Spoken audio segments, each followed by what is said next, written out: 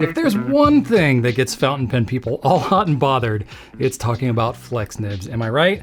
Well, I have a video over here for you to talk about the Goulet branded stainless steel flex nibs that we are now offering as individual nibs that you may be able to swap on pens that you already have. I am Brian Goulet and I'm here from gouletpens.com. And while as much as I'd love to make all of your hopes and dreams come true with a demonstration of nib flexing bliss, that's maybe not gonna happen today.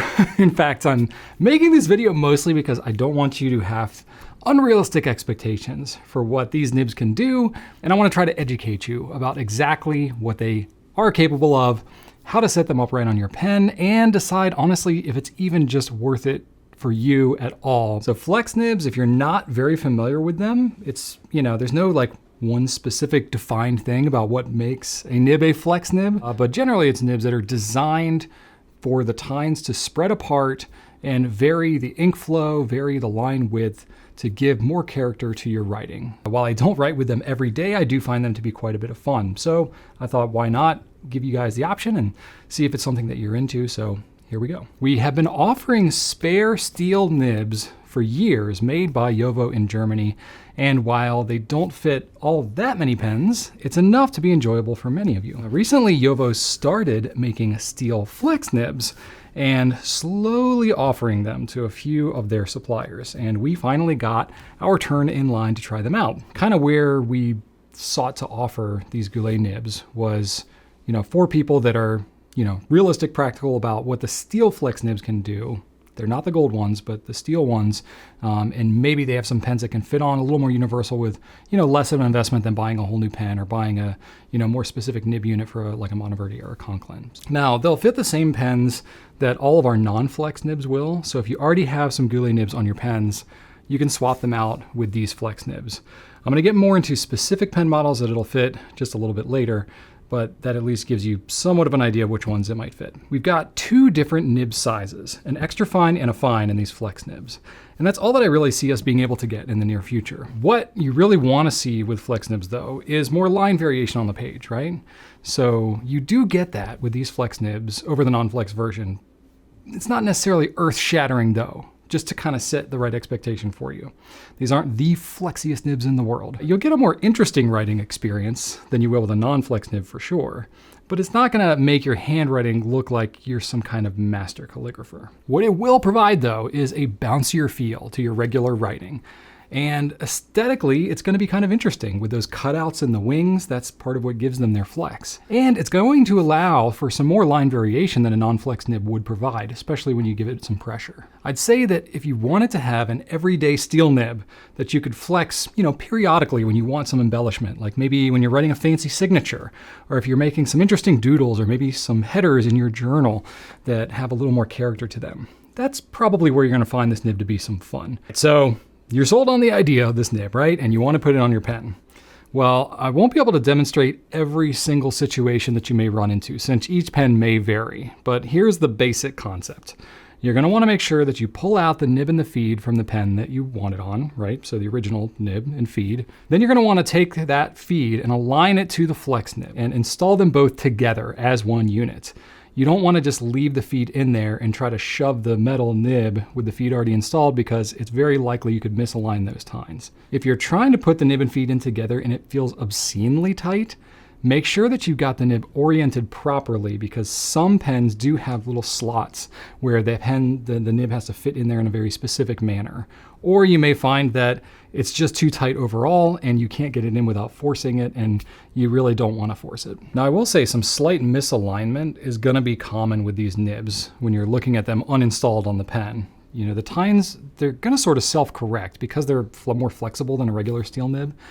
So when you install them on the pen to a degree, it's gonna self-correct because that feed's gonna kind of push up on those nibs. But you may have to sort of do some more adjustments than you would with a regular nib because of how flexible those tines are. If it seems like they're really out of whack before you go to install them, try to align them as much as you can, but I wouldn't worry about trying to get it perfect until you've installed it in the pen. And then even when you're writing, it will sort of self-correct a little bit. You'll just have to kind of use your judgment. So for example, when I replaced the nib on a Diplomat Arrow, I found that I really don't need to make much of an adjustment at all. It fits very similarly to Diplomat steel nib because Diplomat's using JoWo steel nibs themselves.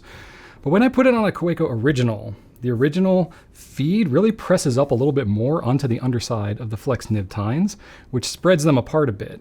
And this makes the same nib installed on the two pens. It's going to write much wetter on the Kaweco. And that's because of the difference in the feed that's putting pressure on that nib. So I wouldn't be surprised if the ink flow and the line width is going to vary on these nibs. Maybe a pretty noticeable amount when you install them from one pen to another, as these Flex nib tines are simply just going to be influenced more by variances in the feed design across different brands. So kind of just be prepared for a lot of tinkering, experimentation, and maybe some different results from pen to pen. All right, so now that we got all that covered, let's talk about what pens that these nibs are going to fit on the best. Now, I'm going to give you a full disclaimer here that none of these are going to be an absolute guarantee, and your mileage will definitely vary with these Flex nibs. I haven't thoroughly tested every pen, but I'm at least going to try to get you in the right direction so that you can decide if getting one of these nibs is even worth it for you, or maybe if you already have some pens that could accept it, that way if you get one, you have some pens you could at least try it out on. So starting out, Noodler's pens. Well, they used to be able to accept more nibs, but I think they've changed some of their designs recently, and pens like the Conrad and the Ahab are a little more hit or miss, or maybe don't swap nibs quite as easily. So if you have an older one of these pens, it might be something that you can replace, but a newer one, maybe not. All right, so Jinhao has a few different pens that it'll fit. The 159, the X450, and the X750. These will swap out fairly decent, but the feeds, maybe hit or miss because these are not the same standard JoWo feeds like you had, on some other ones like Diplomat. Now, most pens with a standard number 6 JoWo nib, like the Diplomat Arrow and the Nexus, Edison, Franklin Christoph, Opus 88, all of these should be able to take these nibs just fine. And several of these brands may even already offer these JoWo Flex nibs, as they're sourcing them from the same manufacturer, JoWo, just like we are. Now, there are some other brands that, might fit these same size nibs, but maybe aren't using like the standard JoWo nib and housing. Thinking about pens like the TWSBI VAC 700R, the Kaweco Original, and the Supra.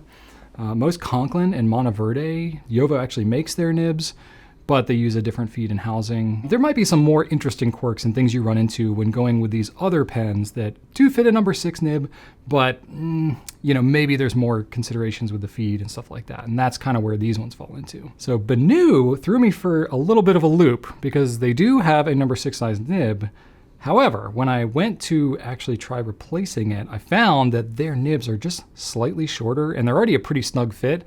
And it kind of fell into that camp where I was really having to kind of cram it in there harder than I felt comfortable. So I probably would say Benu's not going to be a good one for these nibs. Now, surely there are other pens that I'm leaving out, especially maybe ones that we don't sell at Goulet pens that I'm not as familiar with. But the key thing to focus on is that if it's a standard number 6 nib from a major nib maker like JoWo or Bach, there's probably a good chance that it's going to fit. And I'm hoping for other brands that maybe I'm less familiar with, maybe some of you who end up getting these nibs can comment, let me know, and let others know if you've had some luck with any of these pens that maybe I didn't mention here. So now let's talk about how much they actually flex. Some line width variation, how much pressure it takes, all that kind of stuff. So I've got a Goulet nib in extra fine installed here. This is on my Jinhao 159.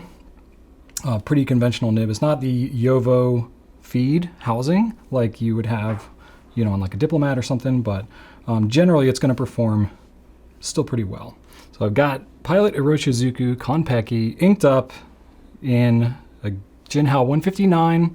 I have a number 6 Goulet extra fine non-flex nib on here. It's pretty wet writing. This ink is pretty wet. I can get a little bit of flex to it. So if I flex it and give it some pressure, I'll get a little bit of line variation. Nothing extreme though. This is just a standard stainless steel nib. This is not the flex version. So you can get a little bit of line variation, but I'm having to press pretty hard. And if I were to write with a lot of pressure like this over time, I would end up kind of spreading the tines apart. It wouldn't bounce all the way back. And I would end up with, a wider writing nib than I would normally. So I really don't want to do this too much with a conventional nib, but at least you can see here what the extra fine one looks like. So now let's compare this to the Flex nib version. So this is the stainless steel Flex in the extra fine. I have this installed on a Diplomat Aero, so the feed may be slightly different between the Jinhao, but it is what it is. And this is also with Pilot Hiroshizuku Konpeki. So as I'm writing with this one, it may not come across so much in the video, but it feels a lot softer. Like it's just way less pressure that I'm having to use to flex out the tines. Now, if I'm putting a lot of pressure down, I can get sort of similar results with a steel nib. But again, if I do that too much, I'm kind of going to ruin the nib. So it's not that having the Flex nib is going to make it perform like super drastically different. I mean, clearly I'm getting more kind of flex performance out of it, but it's not like it's doing something that is impossible to do with just a regular steel nib. It's more about over time, it's going to last longer, perform better as a Flex nib than your typical stainless steel nib would. I'm sort of abusing it a little bit with a very heavy hand on the non-Flex version, whereas this Flex one, it's much softer, so it feels a little more natural for me to kind of write with it. I will say it's a little bit toothier maybe, just because the softness of the tines, they're going to vary a little bit more and be a bit sensitive in terms of its rotation and stuff like that. The flow is still nice and still performing well, but just in terms of how the Flex nib is going to feel, it's going to be very soft, but as you're writing, especially on the cross stroke, it's going to feel maybe a little bit more scratchy on these extra fines, so just kind of be ready for that.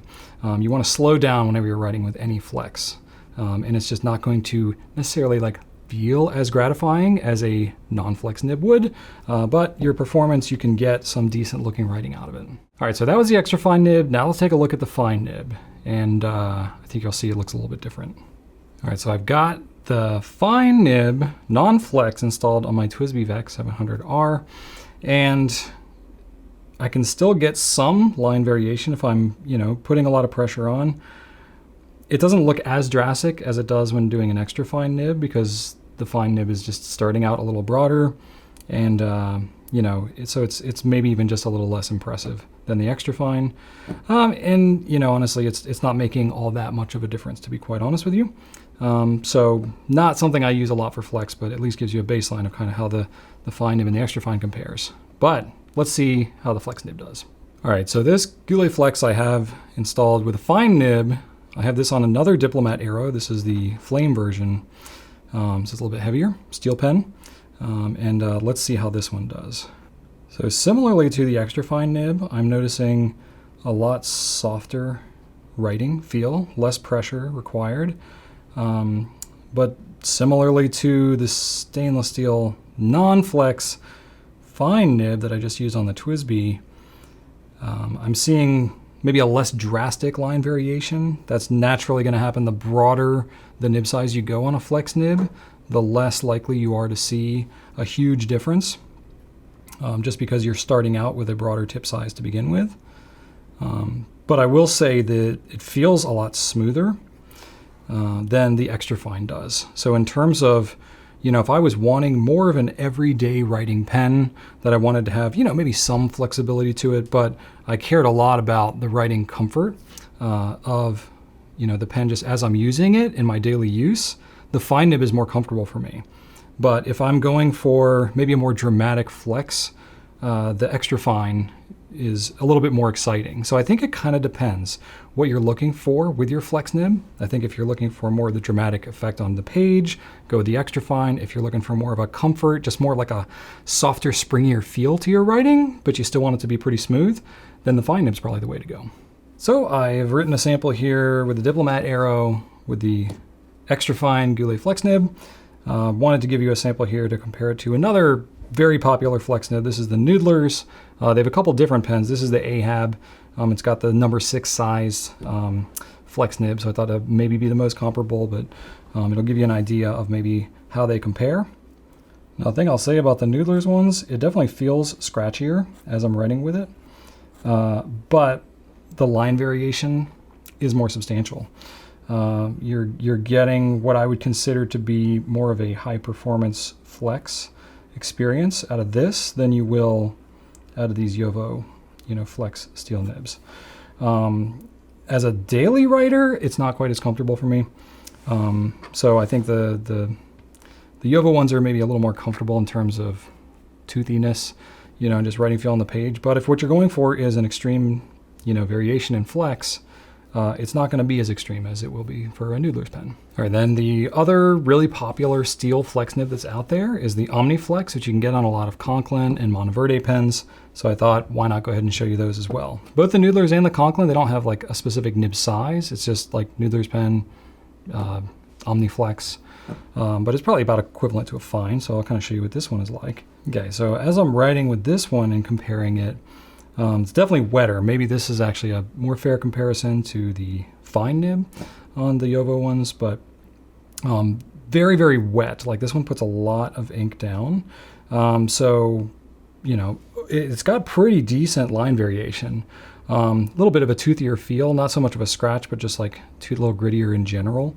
More like a graphite pencil, like a really scratchy kind of graphite pencil. And so I think that, you know, it's just a different experience.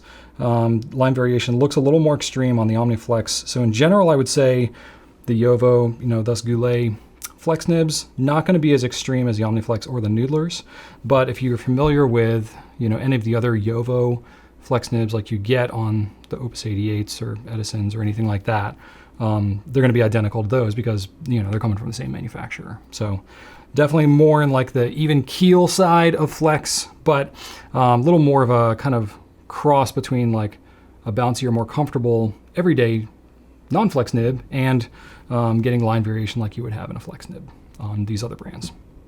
All right, so after this whole video here, the main point that I want to drive home with you is that these flex nibs probably won't change your life. They'll be a little bit of a hassle, and you're going to need a lot of patience when putting them on different pens. But it's a pretty affordable way to get flex nibs on some of your pens where maybe it's not offered from the manufacturer. So if you're willing to roll the dice, maybe give it a shot and put a little bit of work into it, you could get a pretty interesting result if things can work out well. For 15 bucks, you know, it's not too much of a gamble, but I think it's worth watching this whole video, educating yourself and making that decision for your own. So if you want to, go check them out at gouletpens.com. We're gonna have more information there, pictures and all that good stuff. If you have any questions, leave it in the comments or let my team know. We'll be happy to help you out as much as we can. Thank you so much for watching, and right on.